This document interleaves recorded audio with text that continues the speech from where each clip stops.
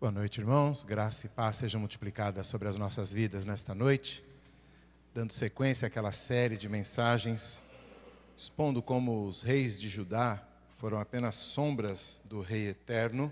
Convido os irmãos a lerem comigo o capítulo 26 do segundo livro das Crônicas. Crônicas 26, leremos como sempre o capítulo inteiro.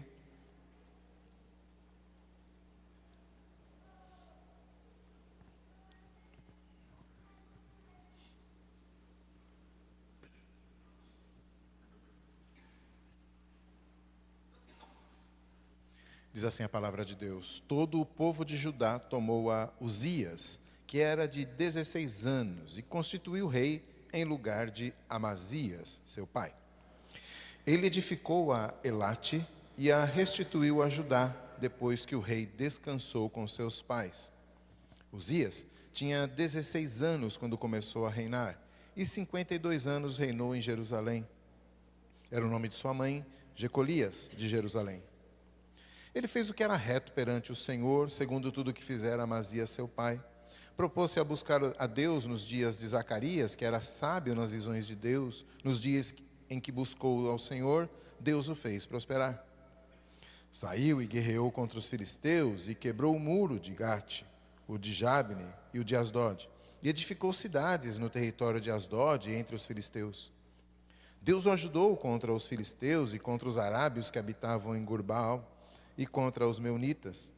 Os amonitas deram presentes a Uzias, cujo renome se espalhara até a entrada do Egito, porque se tinha tornado em extremo forte. Também edificou Uzias torres em Jerusalém, à porta da esquina, à porta do vale e à porta do ângulo, e as fortificou. Também edificou torres no deserto e cavou muitas cisternas, porque tinha muito gado, tanto nos vales como nas campinas. Tinha lavradores e vinhateiros nos montes e nos campos férteis, porque era amigo da agricultura. Tinha também Uzias um exército de homens destros nas armas, que saíam à guerra em tropas, segundo o rol feito pelo escrivão Jeiel e Maazéias, oficial, sob a direção de Ananias, um dos príncipes do rei. O número total dos cabeças das famílias, homens valentes, era de 2.600. Debaixo das suas ordens havia um exército guerreiro de 307.500 homens, que faziam a guerra com grande poder para ajudar o rei contra os inimigos. Preparou-lhes Uzias, para todo o exército, escudos, lanças, capacetes, couraças e arcos, até fundas para atirar pedras. Fabricou em Jerusalém máquinas de invenção de homens peritos, destinadas para as torres e cantos das muralhas, para atirarem flechas e grandes pedras. Divulgou-se a sua fama até muito longe, porque foi maravilhosamente ajudado, até que se tornou forte. Mas, havendo-se já fortificado, exaltou-se o seu coração para a sua própria ruína, e cometeu transgressões contra o Senhor seu Deus, porque entrou no templo do Senhor para queimar incenso no altar do incenso. Porém, o sacerdote Azarias entrou após ele com 80 sacerdotes do Senhor, homens da maior firmeza, e resistiram ao rei Uzias, e lhe disseram: a ti, Uzias, não compete queimar incenso perante o Senhor, mas aos sacerdotes, filhos de Arão, que são consagrados para este mistério. Sai do santuário, porque transgrediste, e nem será isso para a honra tua da parte do Senhor Deus. Então Uzias se indignou. Tinha um incensário na mão para queimar incenso. Indignando-se ele, pois, contra os sacerdotes, a lepra lhe saiu na testa perante os sacerdotes, na casa do Senhor, junto ao altar do incenso. Então o sumo sacerdote Azarias e todos os sacerdotes voltaram-se para ele, e eis que estava leproso na testa. E apressadamente o lançaram fora. Até ele mesmo se deu pressa em sair, visto que o Senhor o ferira. Assim, ficou leproso o rei Uzias até o dia da sua morte, e morou, por ser leproso, numa casa separada, porque foi excluído da casa do Senhor. E Jotão, seu filho, tinha a seu cargo a casa do rei, julgando o povo da terra. Quanto aos mais atos de Uzias, tanto os primeiros como os últimos, o profeta Isaías, filho de Amós, os escreveu. Descansou Uzias com seus pais, e com os seus pais o sepultaram no campo do sepulcro, que era dos reis, porque disseram: ele é leproso. E Jotão, seu filho, reinou em seu lugar. Até aí a nossa leitura. Vamos falar com Deus, pedindo a Ele iluminação e discernimento para o nosso estudo da palavra.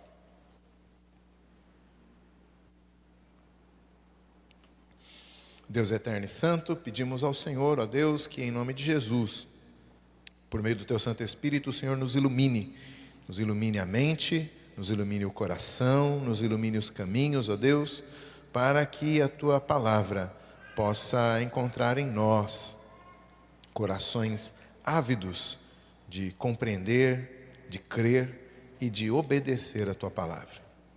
Oramos em nome de Cristo. Amém.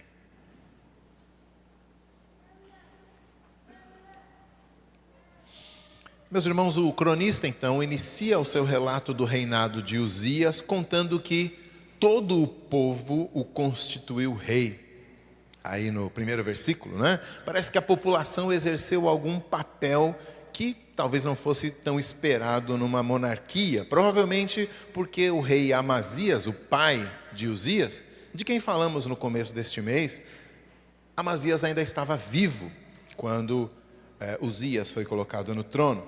Mas Amazias, o pai, tinha perdido a governabilidade, digamos assim, depois de ter se exilado em Laques para fugir de uma conspiração no próprio palácio.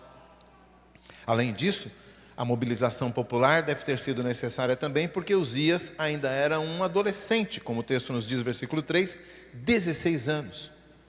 Então houve a necessidade de que a população, de alguma maneira, confirmasse dessa legitimidade para que ele começasse a reinar. O versículo 3 diz que ele reinou durante 52 anos, que seria um dos mais longos de Judá, porém nós temos aí que descontar, por assim dizer, os primeiros 20 e poucos anos em que o seu pai ainda estava vivo e, portanto, era uma corregência, né? E não sabemos até que ponto ele tinha toda a autonomia. Somente após, então, a morte do seu pai, é que o jovem Uzias começou a imprimir a sua marca no governo. Diz aí o versículo 4, que ele estava debaixo da orientação... no versículo 5, né, ele estava debaixo da orientação de um tal de Zacarias, né, orientação espiritual de um tal de Zacarias, que era sábio nas visões de Deus. Então, com certeza, um profeta, não aquele que escreveu a Bíblia, que pertence a outra época, que escreveu um livro bíblico que pertence a outra época, mas um outro Zacarias desta mesma época de Uzias. E Uzias, então, diz o texto, né, vai começar a descrever os grandes feitos de Uzias, e começa no versículo 2 dizendo que ele retomou o controle e fortificou uma cidade portuária muito importante junto ao Mediterrâneo, chamada Elate. Ele também se mostra um grande guerreiro, diz versículos 6 a 8, aí que ele venceu batalhas contra os filisteus, os arábios, os meunitas, os amonitas. Numa época em que as cidades eram muradas para se protegerem de invasões estrangeiras, o novo rei fortificou a muralha de Jerusalém com 3 torres de defesa, diz o versículo 9. E ele também construiu torres no deserto, que são postos avançados de vigilância para um caso de ataque. O versículo 10 fala disso. A prosperidade de Uzias também pode ser vista ainda no tamanho do seu rebanho. O rebanho dele se espalhava pelos vales e campinas de Judá. Ele empregava inúmeros lavradores e tinha muitas cisternas para sustentar suas plantações e o seu gado. O interesse dele na agropecuária lhe deu o apelido aí, talvez no meio do povo, né, diz o versículo 10, de amigo da terra, né? Amigo da agricultura na nossa tradução, literalmente amigo da terra. Numa época em que muitos reis contavam com exércitos formados apenas por camponeses com a boa disposição de pegar uma espada, Uzias tinha um exército de 2.600 homens treinados, devidamente inscritos, diz o versículo 11, muito capazes, um pelotão de elite, por assim dizer, que comandavam os restantes, né? Havia um contingente de mais de 300 mil homens, é mais do que o ativo do exército brasileiro, para a gente ter uma ideia. E ele, além disso, além do número, né, de soldados, o texto nos diz que ele proveu esses homens, não apenas esses homens vinham com suas próprias espadas, mas ele proveu esses homens dos melhores equipamentos da época. Versículo 14, escudos, lanças, capacetes, couraças, arcos e até fundas para atirarem pedras. E o versículo 15 ainda acrescenta que ele tinha algumas máquinas de guerra engenhosas aí que, pela descrição, nos lembram catapultas, né? Diz o texto que eles podiam lançar flechas e pedras. A maioria dos estudiosos entende que nessa época ainda não havia catapultas, então talvez fosse alguma máquina parecida com elas, ou alguns sugerem torres, talvez móveis, em que os atiradores podiam ficar protegidos lá em cima e se aproximar dos inimigos e, portanto, jogar as flechas e as pedras, né? Mas, enfim, o que nós vemos nessa primeira porção do texto é que o escritor sagrado vai descrevendo o reinado de Uzias com o maior brilho e glória possíveis. Inclusive, eu duvido que os seus leitores originais deixaram passar despercebido o paralelo que ele traça entre Uzias e o reinado mais glorioso de todos, que foi o de Salomão. É muito sutil, mas começa falando de Elate, que ele recuperou, o porto. Essa cidade foi feita um porto por Salomão. Além do mais, ele menciona os filisteus sendo dominados por Uzias, mas eles eram escravos de Salomão na sua época. Salomão também foi um grande construtor, edificou muros, cidades e armazéns por todo Israel, assim como Uzias. Salomão, não temos relato dele construindo máquinas engenhosas, mas sabemos da sua sabedoria, e aqui talvez seja o paralelo que o autor quer fazer, né? Então, Uzias tem também esse discernimento, esse tirocínio, essa capacidade intelectual avançada. E a fama dele, de Salomão, correu pelas nações ao redor. E também aqui o texto fala do renome, ou seja, da fama, literalmente do nome de Uzias, chegando até o Egito. E por fim, com a fama de Salomão, os reis da terra vieram lhe trazer presentes, que também acontece com Uzias. Ele recebe presentes dos povos ao redor.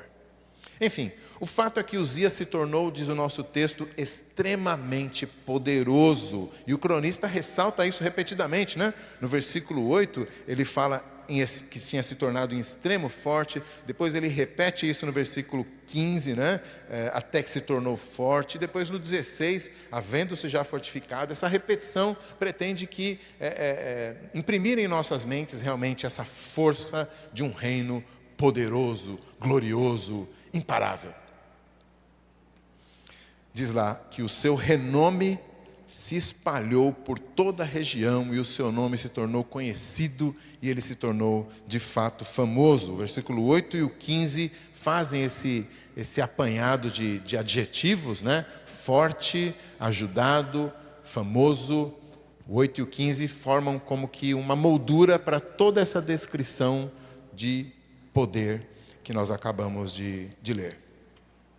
E o autor também deixa muito clara a razão desse sucesso, né? No versículo 4 e 5, diz assim: Uzias fez o que era reto perante o Senhor e se propôs a buscar a Deus. E em resposta à sua fidelidade, versículo 7, diz que Deus o ajudou. No versículo 15 muda um pouco a fraseologia, mas quer dizer a mesma coisa, porque ele diz que ele foi maravilhosamente ajudado. A ideia de maravilha no Antigo Testamento sempre é a ideia de milagre, de algo sobrenatural, de um sinal divino. Então, a ideia é que só havia uma explicação para o sucesso de Uzias: Deus. Deus. E de fato, irmãos, a aliança mosaica tinha a promessa de que enquanto seu povo buscasse a Deus, Deus os abençoaria com vitória sobre os inimigos, colheita farta, vida saudável, muitos filhos e assim por diante. Deuteronômio 28 faz esse relato dessas promessas maravilhosas. Então, o que estava acontecendo aqui no reinado de Uzias é simplesmente Deus mantendo suas promessas de bênçãos a Israel. O rei foi fiel, Deus abençoou. Esse era o acordo, essa era a aliança. É claro, nós sabemos que hoje em dia muitos falsos mestres têm ensinado a tal teologia da prosperidade, que tem muito pouco de teologia, e que aplica essas promessas específicas de Deus indiscriminadamente, prometendo que se você for fiel, o que na visão dele significa simplesmente me dê todo o seu dinheiro, se você for fiel, então Deus vai te abençoar, o que segundo ele significa você vai ter um carrão, vai morar numa mansão, vai ser empresário, vai ser imune a enfermidades e assim por diante. Agora, esse tipo de, não diria nem interpretação, mas esse tipo de aplicação deslocada, ela é fruto da ignorância de que aquelas promessas eram meras sombras. Veja, não estou dizendo que aquelas promessas eram grandes demais para nós, estou dizendo que aquelas promessas eram muito pequenas. Pequenas demais, sombras apenas da promessa muito maior da nova aliança. Que é o quê? Vida eterna no novo céu e nova terra onde habita a justiça.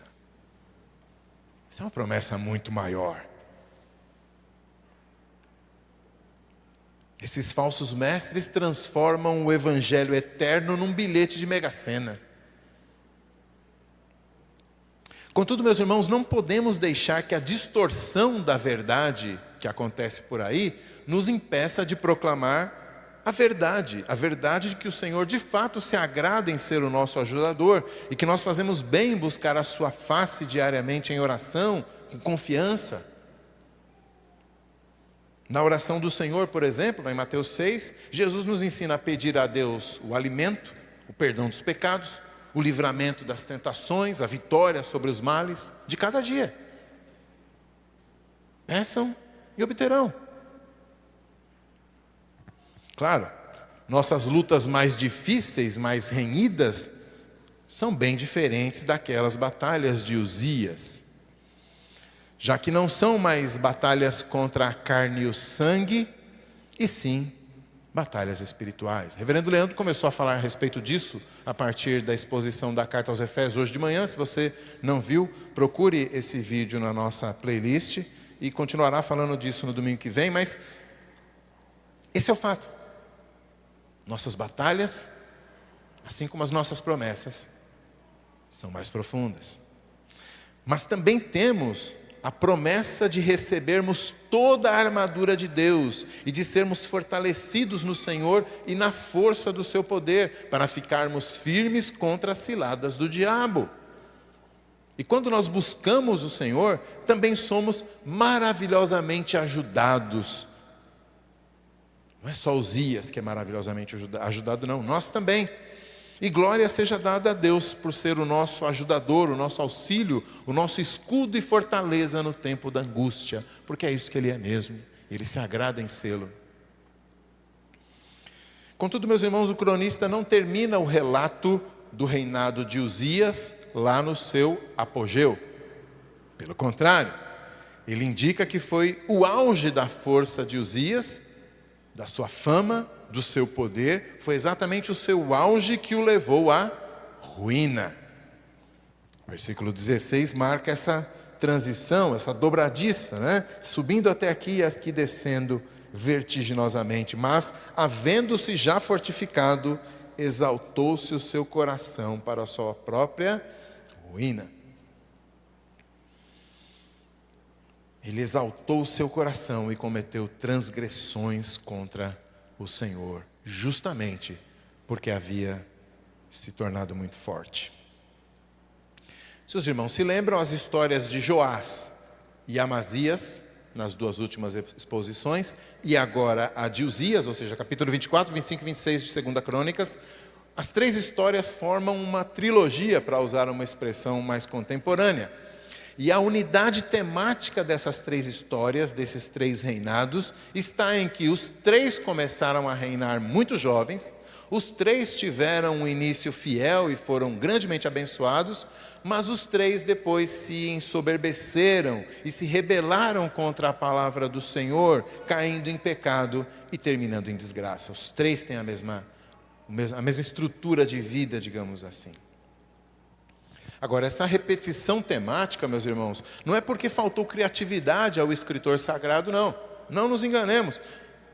Isso está aqui repetido porque o Espírito de Deus, que inspirou o autor, sabe que eu e vocês precisamos ouvir a respeito disso. Não somente uma, nem somente duas, mas pelo menos 3 vezes sobre como o orgulho pode destruir uma carreira cristã que parecia estar indo tão bem.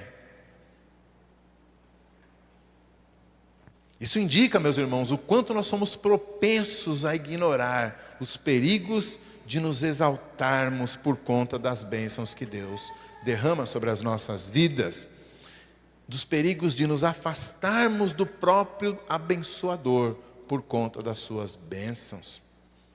Precisamos deste alerta, e o autor sagrado nos dá. Mas então, qual foi a transgressão de Uzias? Como é que o seu orgulho o levou a quebrar a lei de Deus? Diz o versículo 16, o rei entrou no templo do Senhor para queimar incenso no altar.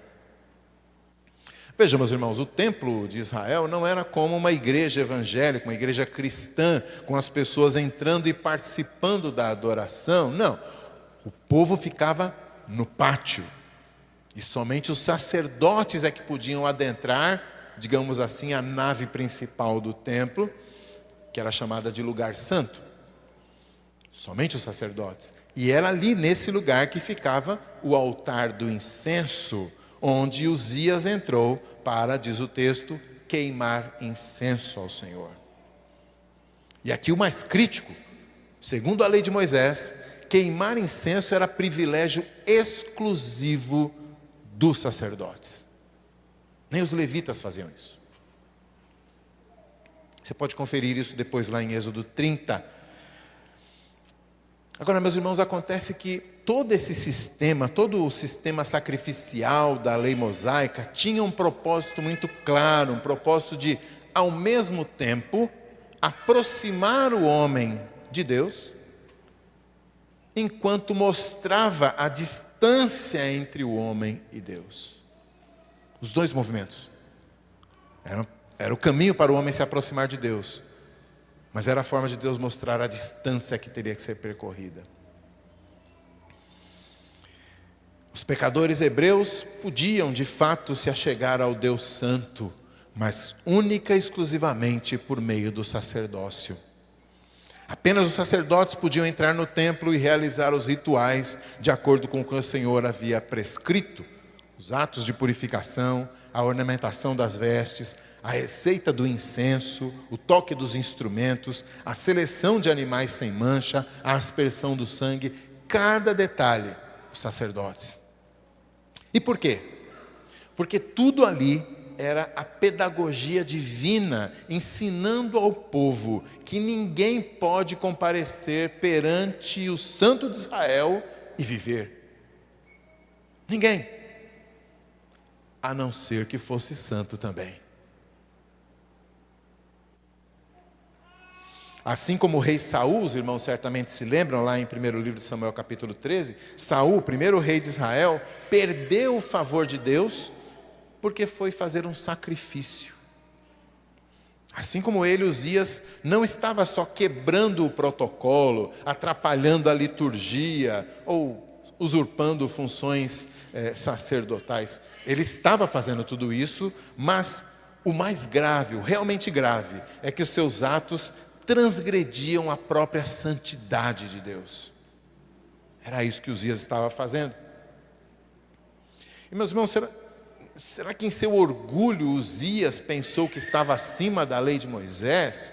Será que a sequência de bênçãos fez com que ele se visse como o ungido de Deus, capaz de se achegar ao Senhor sem a mediação sacerdotal? Assim, de cara limpa? Ele não era ignorante dessas leis. Apesar de estar no ápice do seu poder político, Uzias, no versículo 17, encontrou a oposição de um grupo de 80 sacerdotes da maior firmeza, ou como traduz a NVI, corajosos. É isso mesmo, homens corajosos, correndo o risco de serem punidos, quem sabe executados pelo rei. Esses homens mandam o rei parar o que estava fazendo e se retirar do santuário, e declaram no versículo 18 que aquilo não agradaria a Deus. Assim como Natã fez com Davi, o rei Davi, o grande rei Davi. Assim como Zacarias fez com o rei Joás, que vimos no mês passado. Assim como João Batista fez com Herodes. Esses homens santos colocaram a sua vida em risco para defender a santidade do Senhor contra os poderosos deste mundo. Por isso, meus irmãos, é tão perigoso para a igreja cristã que ela se alie a projetos políticos, porque ela acaba seduzida pelas benesses da proximidade com o poder e nem percebe que ao fazer isso, ela acaba perdendo o seu próprio poder, o seu poder espiritual, e acaba vendendo a sua independência, inclusive para denunciar quando os poderosos se afastam da justiça verdadeira. Eu diria até que é mais perigoso para a igreja ser aliada do governo do que ser perseguida pelo governo. Sim, porque há uma bem-aventurança garantida para os perseguidos pelo reino de Deus, porém não há bem-aventurança nenhuma para os apaniguados do reino dos homens. Então que a nossa fidelidade seja sempre dada ao reino correto, ao reino de Deus, ao reino eterno. Mas voltando ao texto, os sacerdotes repreenderam Uzias, no versículo 18, aí no finalzinho diz assim, na NVI diz assim: você foi infiel e não será honrado pelo Senhor. Essa repreensão dos sacerdotes nos faz perceber, nos revela que eles entenderam a real motivação de Uzias para estar ali, fazendo o que ele sabia que não deveria. Ele queria engrandecer ainda mais o seu próprio nome. Ele queria que o seu nome, que já estava espalhado lá para fora, fosse o nome daquele que havia reunido em si mesmo o poder civil e religioso em Judá. Essa honra que ele queria. Naquele momento, então, se o rei ouvisse a repreensão, se ele reconhecesse o seu erro, se ele humildemente se submetesse aos sacerdotes, eu tenho certeza de que Deus o trataria com misericórdia, quem sabe até renovasse o seu favor sobre o seu reinado. Em sua graça, o Senhor sempre, sempre, sempre nos oferece novas oportunidades de arrependimento. Contudo, a reação do rei não é essa. Diz o versículo 19 que o rei ficou indignado. Ficou indignado com aqueles sacerdotes o repreendendo. E meus irmãos, um dos sinais mais claros de que um coração foi dominado pelo orgulho é a resistência à repreensão. Essa reação irada, irritada a qualquer um que traga uma correção, é o termômetro mais certo. Esse é o coração orgulhoso. Porém, antes que o rei pudesse reagir contra os sacerdotes, quem sabe chamando aqueles montes de guardas que ele tinha, surge uma mancha na sua testa. Os sacerdotes, que segundo a lei de Moisés eram os responsáveis por diagnosticar manchas no corpo dos israelitas, os sacerdotes logo identificam aquela mancha como lepra, que não é exatamente a hanseníase da nossa época, mas era um nome genérico que era dado para todo tipo de doença de pele, especialmente as contagiosas. Lá em Levítico 13 nós vemos que a lei de Moisés determinava que pessoas com esse tipo de mancha na pele deveriam viver isoladas, completamente. Párias da sociedade, excluídas do convívio social, de suas próprias famílias, do trabalho, fora dos muros da cidade e pior, proibidas de entrar no templo, de comparecer perante Deus. O leproso não tinha esse direito. E mais do que medidas sanitárias para evitar que a doença se proliferasse, essas determinações da lei tinham, novamente, um motivo pedagógico. Através daquela doença, a lei de Moisés ensinava ao povo como o pecado mancha as nossas vidas, como o pecado nos aparta da presença de Deus, como o pecado nos afasta povo sobre quem Ele derrama a sua bênção. Era essa a lição. E então no versículo 20, os sacerdotes, diz o texto, apressadamente lançam fora o poderoso rei. É como se eles tivessem enxotado o rei. Bora. E de fato, na verdade, ele mesmo se apressou a sair, diz o versículo 20, porque ele entendeu o óbvio. Ele entendeu o óbvio. O repentino surgimento da lepra era o juízo de Deus contra a sua arrogância. O versículo 20 termina dizendo assim: o Senhor o feriu. Foi o Senhor que o feriu. Uzias imediatamente sai de irritado para humilhado, de imponente para impotente. E a sua mudança de atitude revela que ele de fato entendeu a dura lição. O rei cujo nome se espalhava até a entrada do Egito, agora viveria isolado do povo, impedido de governar e banido do templo. Os historiadores calculam que essa situação perdurou pelos últimos 10 anos de sua vida. Então, 52 anos de reinado, os primeiros 20 e poucos, seu pai ainda estava vivo, ele não estava plenamente no trono, ou pelo menos não exclusivamente, reinando exclusivamente, e os últimos 10 anos, novamente em corregência com o seu filho Jotão, que tinha 25 anos na época em que começa também a reinar no lugar do seu pai. Nem mesmo na morte ele conseguiu recuperar a sua dignidade, a honra que ele tanto buscava, porque ele foi enterrado como leproso. Foi no cemitério real, sim, mas o versículo 23 diz que ele foi colocado dentro da área, do perímetro do cemitério, mas num canto à parte, justamente porque as pessoas disseram: ele é leproso, ele não pode estar junto com os outros. Meus irmãos, a tragédia de Uzias foi pensar que um rei com a sua estatura, com a sua dignidade e poder, tão favorecido por Deus, estava acima do sacerdócio, que servia justamente para mediar entre Deus, o Deus Santo, e os homens pecadores. O orgulho é a raiz de toda sorte de pecados e é o mal que mais nos afasta de Deus. Quando o nosso coração se exalta, nele já não há mais lugar para exaltarmos o nome do Senhor. E não há arrogância mais escandalosa e ofensiva a Deus do que pensarmos que podemos comparecer diante dele, diante daquele que é santo, santo, santo, diante daquele a quem os próprios anjos não se atrevem a encarar. Não há arrogância maior do que pensar que podemos comparecer diante dele por nossos próprios méritos.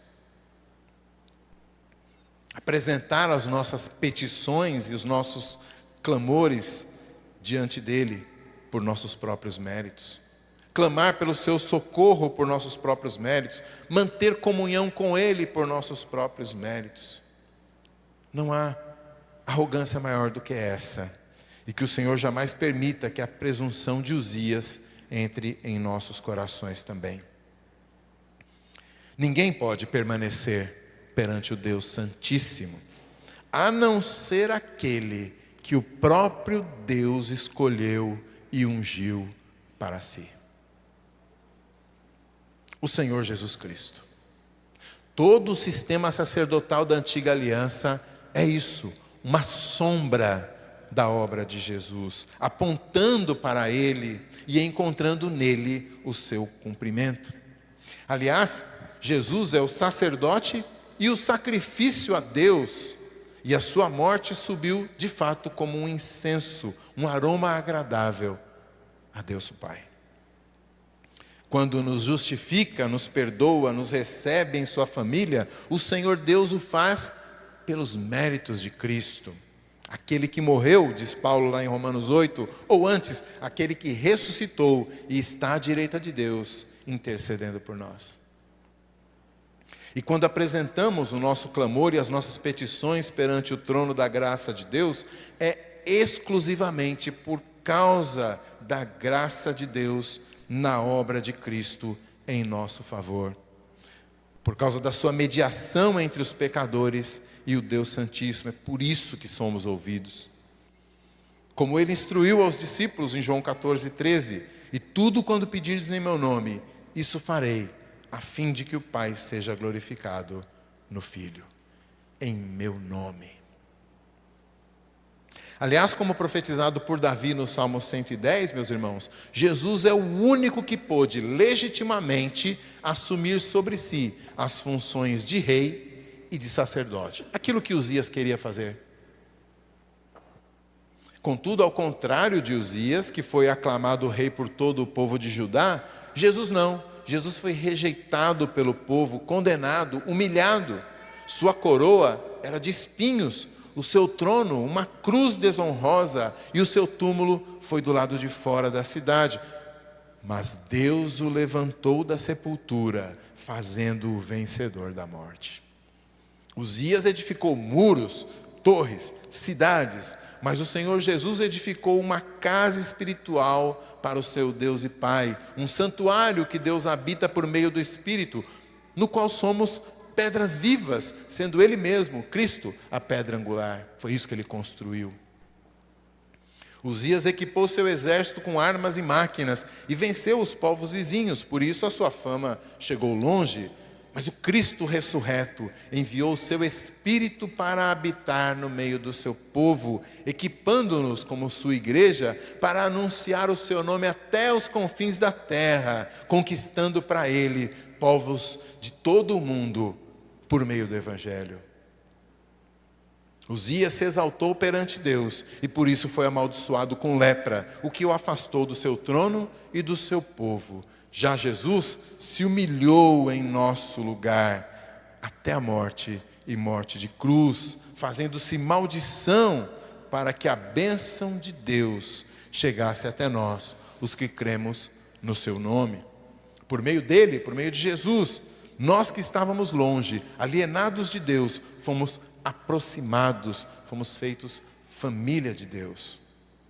Uzias profanou o templo porque se apresentou ali para exaltar seu próprio nome e por isso foi expulso da presença divina.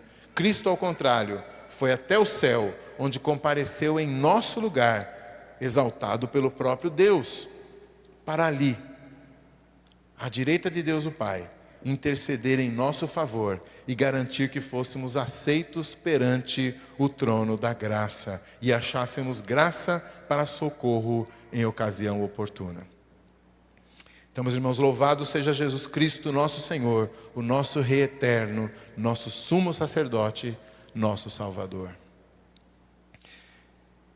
Algumas aplicações do nosso texto.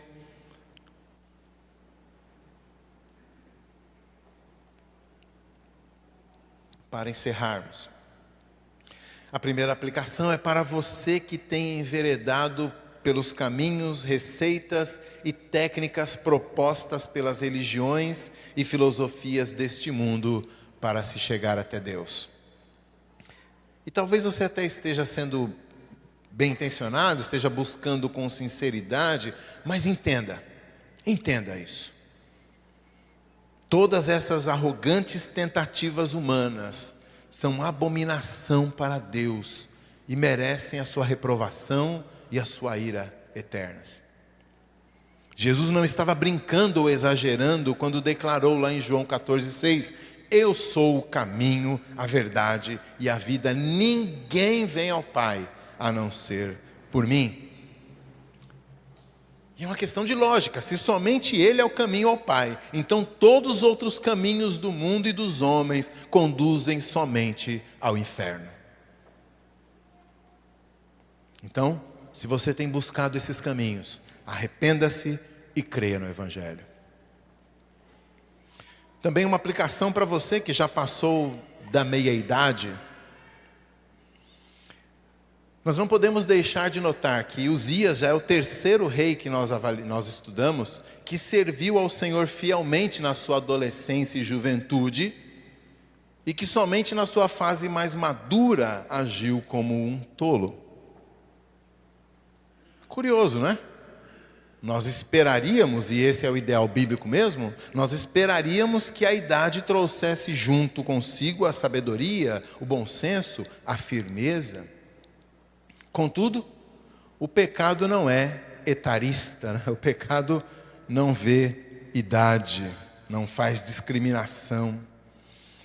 E pelo contrário, às vezes, a idade parece trazer rabugice, teimosia, incapacidade de reconhecer que está errado e que precisa mudar. Foi o caso de Uzias.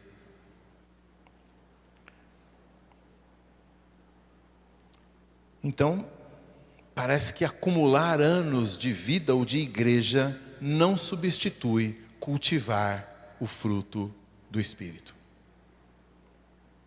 Então eu pergunto, você que já tem um pouco mais de idade, de caminhada cristã, você pode afirmar objetivamente que hoje é espiritualmente mais maduro do que na sua juventude? E veja, a pergunta não é apenas se você conhece mais da Bíblia, a pergunta é se você vive mais de acordo com ela. A pergunta não é se você sabe cantar hinos de cor, mas se a sua língua está mais domada pelo Espírito. A questão não é simplesmente se você acumulou mais tempo de banco de igreja, mas se você hoje é mais humilde, se tem mais facilidade para perdoar quem lhe ofende, se consegue oferecer a outra face, se você julga menos e ama mais. Isso é maturidade cristã e é sobre isso que estou perguntando. E te convido a perguntar a si mesmo e a refletir. Na direção contrária, uma aplicação a você que nasceu num lar cristão, foi criado nos caminhos de Deus, instruído na palavra e agora chegou à juventude sem nunca ter se desviado da fé. Graças a Deus por isso, pela sua caminhada cristã. Mas considere, meu irmão, minha irmã, como diz o antigo hino, tantos que corriam bem e hoje longe vão. E mantenha-se atento contra as ciladas de Satanás e do seu próprio coração. Paulo, na carta aos Filipenses, diz: não julgo eu tê-lo alcançado, mas eu prossigo para o alvo. Não basta um bom começo, é preciso terminar bem, terminar melhor do que começou. Então você, jovem, tão privilegiado, não cruze os braços, não descanse. Para pegar o gancho da exposição de hoje de manhã do reverendo Leandro, nós estamos em guerra. Nós estamos em guerra. Não fique vacilando. Também uma aplicação a você que tem sido tão ativo na igreja, sempre disposto a fazer, atuar, liderar, uma bênção. Mas se a sua motivação é ter o seu nome reconhecido, então está tudo errado. Se o seu primeiro impulso é dizer: olha, aquilo foi eu que fiz, viu? Ou, puxa, eu participei e nem mencionaram o meu nome. Meu irmão, minha irmã, o nosso nome não precisa aparecer. Não precisamos de renome, fama, de reconhecimento humano. Precisamos desenvolver a mentalidade de João Batista. Importa que ele cresça e que eu diminua. É isso que interessa. Então, sirvamos ao Senhor para a glória do nome dele, não do nosso. E uma última aplicação para todos nós, como igreja, como comunidade de pecadores que se achegam perante o Deus Santíssimo todo domingo. Isso é o que nós cremos. Somos pecadores e estamos na presença do Deus Santíssimo. Contudo, meus irmãos, eu percebo que conforme nós repetimos esse encontro, que é humanamente impossível, conforme nós desfrutamos desta comunhão humanamente impossível, nós podemos e costumamos, é muito frequente que sejamos tentados a ver isso como algo comum, corriqueiro, uma atividade dentre tantas outras que temos. Culto.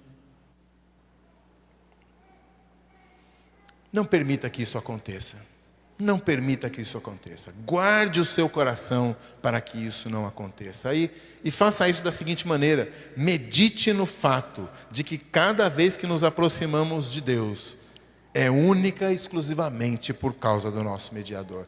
Jamais esqueça disso. Em momento algum se sinta confortável na presença de Deus, somente em nome de Cristo, somente por causa de Cristo. É só por causa da cruz de Cristo que Deus nos recebe, não em seu trono de juízo, mas em seu trono de graça. Então, nunca deixe de se maravilhar, de engrandecer o nome de Cristo, o nome que está acima de todo nome, o nome pelo qual importa que sejamos salvos, o nome pelo qual nós somos bem-vindos no Santo dos Santos, no lugar santíssimo, diante do trono do Senhor. Que Deus assim nos abençoe. Nós vamos cantar sobre o Senhor incomparável diante de quem estamos nesse momento. Ao som dos instrumentos, vamos ficar em pé e louvar ao Senhor com alegria.